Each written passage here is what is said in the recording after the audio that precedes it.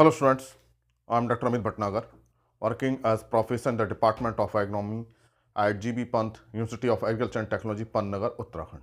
What are the problems and management of calcareous soil? And calcareous soils are dominated by free calcium carbonate, and there is a video which is on characteristics of calcareous soil. Please watch that video. What are the characteristics of calcareous soil? Then you can easily understand this lecture. तो एक lecture पहले ही मैंने एक upload कर रखा है कि calculus soil के क्या करेक्टरिस्टिक्स होते हैं, और इस लेक्चर में बताऊंगा कि क्या प्रॉब्लम्स आती हैं कैलकुलस सॉइल में और उन प्रॉब्लम्स को हम कैसे दूर कर सकते हैं। तो management is very important because without managing this calcium carbonate we can not increase our crop production. So management is very important aspect, but what are the problems which are associated with calcareous soil?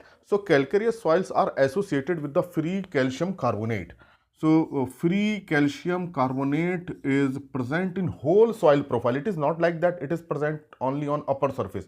ऐसा नहीं होता कि अगर ये पूरी soil profile है तो ये ऐसा नहीं है कि केवल अपर सरफेस में it is only up to 5 centimetre और 10 centimetre. It is not like that. It is present in whole soil profile because the parent material, whether it is a limestone or calcite or dolomite, they produce the calcium carbonate by weathering process, and they come on the upper surface and they move in whole soil profile by capillary rise. So this is the problem, and this feature is very common in arid and semi-arid region because there is no leaching. Rainfall is not sufficient so that again come back down to lower surface. तो ये जो problem है ये उन्हीं area में ज़्यादा है जहाँ पेरेंट मटेरियल लाइमस्टोन का हो या कैल्साइट हो, मैग्नेसाइट हो, डोलोमाइट हो, जिससे कि कैल्शियम कार्बोनेट बनता रहता है वेदरिंग से और ये ऊपर आता रहता है और रेनफॉल इतनी नहीं होती है नीचे चला जाए. तो एक तो ये प्रॉब्लम हो गई कि free calcium carbonate, and this free calcium carbonate actually it make the calcium bicarbonate with the reaction of water and CO2, and then it make the calcium ion and then bicarbonate ion, and then this calcium carbonate also produce the hydroxyl ion and it increase the pH. So this is the problem. So this is the problem that pH is increased. So and this pH may be about 7.4 to 8.5, and pH is in this range, and this calcium is high content, high concentration of this calcium, and this high concentration cause the toxicity. So this is the problem. So first problem क्या होगी calcium जिसमें calculus soil जिसमें free calcium carbonate है कि calcium का बहुत ज़्यादा concentration हो जाएगा और इतना ज़्यादा होगा कि टॉक्सिसिटी करेगा, और फिर जो दूसरे कैटायंस हैं जैसे सोडियम है या पोटेशियम है या मैग्नीशियम है उनके एब्जॉर्प्शन को कम करेगा. तो ये कंपटीशन होता है एब्जॉर्प्शन के लिए. तो एक तो खुद की इतना ज़्यादा एब्जॉर्प्शन हो जाएगा कैल्शियम की टॉक्सिसिटी करेगा. दूसरे न्यूट्रिएंट जो इसके बेसिक कैटायंस हैं मैग्नीशियम उसको एब्जॉर्प्शन कम करेगा, सोडियम को कम कर देगा, पोटेशियम कम कर देगा. तो this is the problem the toxicity of calcium and this high pH. Because of this high pH the metallic cations absorption is reduced. Metallic cation like zinc, copper, manganese and iron, and these are the metallic cation, and these metallic cations are absorbed under acidic pH. तो ये जो metallic cations होते हैं इनका absorption जब pH 7 से कम होती है तब होता है. अब pH क्या हो गई, ज़्यादा हो गई. क्यों हो गई? क्योंकि ये कैल्शियम ने इस तरह के रिएक्शंस किए कि बाइकार्बोनेट और हाइड्रोक्सिल आयन बनना है, तो इनका एब्जॉर्प्शन क्या हो जाएगा, कम हो जाएगा. और ये जिंक और आयरन का तो बहुत ही कम हो जाता है, और आयरन की वजह से जो आयरन का एब्जॉर्प्शन कम होता है then there is less chlorophyll formation. Actually for chlorophyll formation iron is required. Iron जो है क्लोरोफिल फॉर्मेशन में हेल्प करता है. तो जब ये आयरन का एब्जॉर्प्शन कम होगा तो क्लोरोफिल नहीं बनेगा, तो क्लोरोसिस हो जाएगी. इसको बोलते हैं that is called lime induced chlorosis. Lime induced chlorosis. Lime मतलब यहाँ चूना, मतलब कि कैल्शियम की वजह से जो है आयरन का एब्जॉर्प्शन कम हो रहा है. तो आयरन प्रेजेंट है सॉइल में, ऐसा नहीं है कि प्रेजेंट नहीं है, लेकिन जब उसका एब्जॉर्प्शन ही नहीं हो पाएगा हाई पीएच पे. So this is the problem. Then another problem is that organic matter content is less. Organic matter content is very less. Nitrogen content, phosphorus content, sulfur content, potassium content is very less, and aggregation is good. Calcium is help in aggregation. तो aggregation तो बहुत अच्छा होता है, लेकिन यहाँ पे जो है there is salt accumulate on upper surface, तो crust formation is there. So this is another problem. Crust formation is there. Crust बन जाएगी upper surface पे, तो उससे प्रॉब्लम होगी. Then CEC cation exchange capacity, जो चूंकि ऑर्गेनिक मैटर कम रहता है, सो CEC is less. cation exchange capacity is less because organic matter content is poor. So soil fertility is not good. अगर इसमें लीचिंग होती रहे, इधर से लीचिंग है, परकुलेशन हो रहा है, तो सॉइल सही है, और लेकिन अगर कैल्शियम कार्बोनेट कंटेंट बहुत ज़्यादा नहीं है तब। लेकिन ओवरऑल अगर हम देखें तो productivity is reduced, growth is reduced and we can not get desired yield level. तो जितना हम यील्ड चाहते हैं उतनी यील्ड नहीं मिल पाएगी। Another problem is that if there is clay, high clay content, then it make the sub surface hard pan. So this calcium carbonate plus clay, it make the hard layer, and this hard layer is present about 25 centimeter, 30 centimeter. So at subsurface there is a hard pan, and this reduces the internal drainage, जो पानी नीचे बह के जाता है उसको रोक देगा, root growth is restricted. So this is the problem with this calcareous soil. तो एक तरफ तो कैल्शियम बहुत ज़्यादा हो रहा है, मैग्नीशियम की डेफिशिएंसी हो जा रही है, आयरन की, कॉपर, जिंक, मैग्नीज, इनकी डेफिशिएंसी हो रही है, ऑर्गेनिक मैटर कंटेंट कम हो रहा है, नाइट्रोजन कम हो रही है, फास्फोरस कंटेंट कम हो रहा है। और जब ये हाई पीएच है तो यह जब हम यूरिया डालते हैं या कोई अमोनियम कंटेनिंग फर्टिलाइजर डालते हैं, यूरिया प्रोड्यूस अमोनियम आयन, और तो ये क्या, अगर this ammonia is converted into ammonia gas, that is the called volatilisation.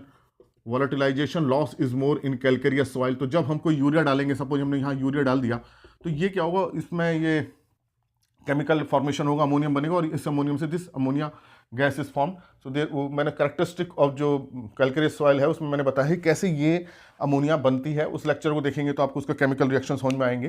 तो this is another problem when we apply the urea and most of the urea is lost as a ammonia and this loss is volatilization loss. तो ये problems हैं calcareous soil में। तो अब इसको हम कैसे मैनेज कर सकते हैं? तो अगर as far as management is concern, so actually the problem is due to high calcium carbonate. तो जो प्रॉब्लम कैल्केरियस सॉइल में आ रही है वो फ्री कैल्शियम कार्बोनेट की वजह से आ रही है। If this calcium carbonate is lease down और इज पीएच इज रिड्यूस्ड, तो यहाँ जो है कैल्शियम कार्बोनेट है, यहाँ पूरी सॉइल प्रोफाइल में the calcium carbonate is present. If this calcium carbonate is lease down and this bicarbonate ion and hydroxyl ion are neutralized by any acid, then this soil can be managed easily. तो हमारे लिए क्या होना चाहिए, leaching अगर हम कर दें, लीचिंग अगर करते हैं तो हम इसको मैनेज कर सकते हैं। दूसरा, if you use the acid and acid farmer, then this acid can neutralize this bicarbonate ions and the hydroxyl ion and then pH become neutral.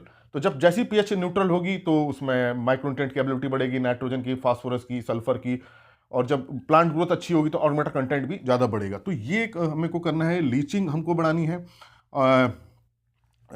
ताकि कैल्शियम कार्बन नीचे जाता रहे। एंड अब जब लीचिंग कम होती है arid and semi arid region में, तभी ये कैल्केरियस फॉर्मेशन ज़्यादा होता है। तो लीचिंग हमको बढ़ाना है। दूसरा, हमको एसिड फॉर्मर का यूज़ करना है।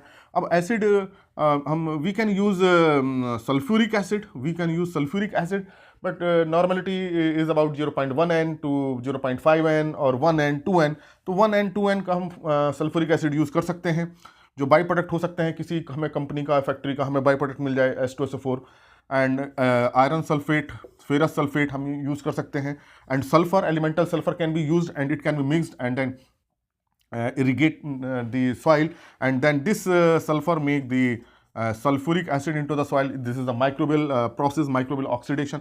तो इस तरह के हम अगर एसिड फॉर्मर को यूज़ करें तो हम कर सकते हैं। या हम ह्यूमिक एसिड को यूज़ कर सकते हैं विद इरीगेशन वाटर। इसको भी हम इरीगेशन वाटर के साथ यूज़ करें ताकि ये पूरी होल सॉइल प्रोफाइल में नीचे जाए, लेकिन इसका कंसंट्रेशन बहुत ज़्यादा नहीं होना चाहिए। नॉर्मलिटी इज अबाउट 0.5 n और 1 n, may be 2 n, and humic acid may be used with the irrigation water. And third, and the actual what is our objective is to neutralize the bicarbonate, carbonate and hydroxyl ions so that pH lower down. तो हमको pH जैसे ही neutral की तरफ आएगी, जो 8.5 थी, तो soil की फर्टिलिटी बढ़ने लगेगी और ऑर्गेनिक मैटर कंटेंट भी बढ़ेगा और उससे CEC बढ़ेगी। एंड थर्ड, हम we can use the organic matter, add the organic matter because they produce several organic acids. Organic matter we can use FYM, we can use compost को use कर सकते हैं हम। क्रॉप रेजिड्यू रिसाइकलिंग कीजिए ताकि इसमें जो जब डिकम्पोजिशन हो तो एक तो ऑर्गेनिक मैटर बढ़ाने में हेल्प करेगा, which will help in increasing the cation exchange capacity. Secondly, It will neutralize the alkalinity because it produces several organic acids. Another is green manuring. हालांकि green manuring जब हम करेंगे तो growth उतनी अच्छी नहीं होगी, but जो भी green manuring होंगी that will help in neutralizing the alkalinity. तो ग्रीन मैन्यूरिंग को हमें जब पॉसिबल है तो करना चाहिए. And then break the hard pan. Break hard pan, sub surface जो हार्ड पैन अभी मैंने बताया था कि यहाँ जो बन जाती है उसको हमें ब्रेक करना चाहिए. अब इसको कैसे कर सकते हैं? बाय डीप टिलेज कर सकते हैं, डीप टिलेज, और बाय सब सॉइलिंग. सब सॉइलर होता है, सब सॉइलिंग से हम कर सकते हैं.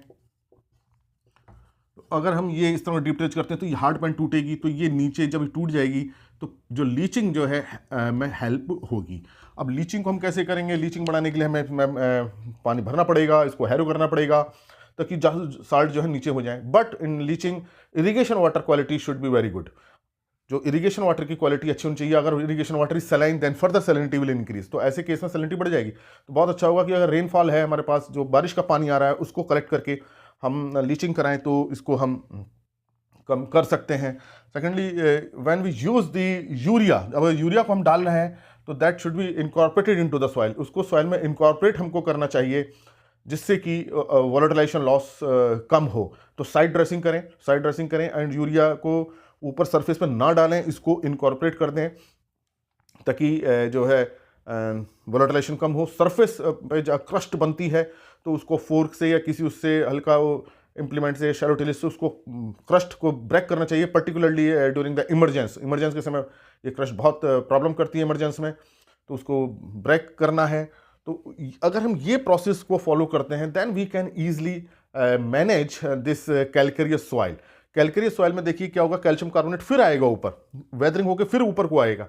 तो हमको ये प्रोसेस ऐसा नहीं है कि 1 साल कर लें, 2 साल कर लें तो हमारी सॉइल रिक्लेमेशन हो जाएगा. If calcium carbonate content is less then it can be managed easily. But if calcium carbonate is high and parent material contain this calcium carbonate like limestone, तो हमको ये फिर रेगुलर फीचर करना पड़ेगा. और उसको एवरी जो हमको जब भी मानसून रेन से स्टार्ट होती हैं तो हमको ये लीचिंग प्रोसेस करनी पड़ेगी और एसिड फॉर्म में यूज़ करना पड़ेगा ताकि ये इसकी उसको हम न्यूट्रलाइज कर सकें. So these are the some management practices. तो डीप टिलेज भी करना है, टिलेज में डीप टिलेज करना है ताकि जो हार्ड पैन है वो टूटे और नीचे तक जो है लीचिंग हो जाए. और organic matter addition is very very important. Organic matter को हम ऐड करते हैं, चाहे ग्रीन मैन्योर से करें, चाहे हम FYM डालें, चाहे कंपोस्ट डालें, चाहे क्रॉप रेसिड्यू डालें, उसको जो भी आपको लीफ फॉल मिलता है उसको डालें. तो एक ऑर्गेनिक मैटर से सॉइल स्ट्रक्चर इंप्रूव होता है, बायोलॉजिकल प्रॉपर्टीज इंप्रूव होती हैं, फिजिकल प्रॉपर्टीज इंप्रूव होती हैं, जो ऑर्गेनिक एसिड्स प्रोड्यूस होंगे during decomposition and that will neutralize the alkalinity. So these are the some management practice through which we can manage calcareous soils. Thank you very much.